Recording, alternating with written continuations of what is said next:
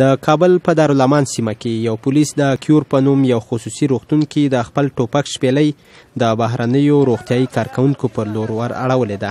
دا پیښه د پنجشنبې په ورځ له غرمې مخکې وشوه.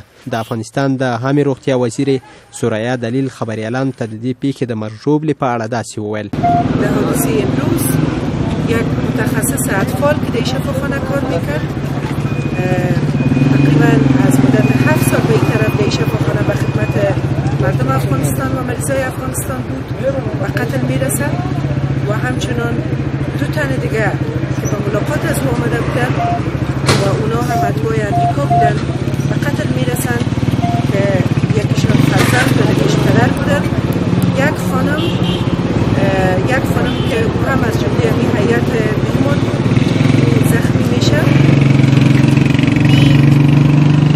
فایری که سر از اینا میشه یا اصابت مرمی بالا از اینا توسط افسر پلیس صورت میگیره که افسر پلیس مسئولیت خدمات امنیتی را در پسته امنیتی شفاخانه کیور داشته و بعد از او خودش هم زخمی میشه.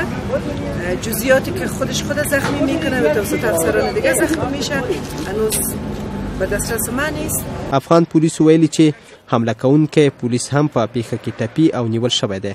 د دوی په وینا د حملې انګیزه لا تر اوسه نه ده معلومه او له نیول شوي پولیس څخه تحقیقات روان دي. د کورنیو چارو وزیر محمد عمر داودزي دا پیښه غندلې او په اړه یې د تحقیقاتو امر کړی دی. څو اونۍ مخکې په خوست کې یو پولیس پر 2 بهرنیو خبریالانو ډزې وکړې، یوه یې ووژله او بله یې ټپي کړه. دا پولیس هم سمدلاسه ونیول شو.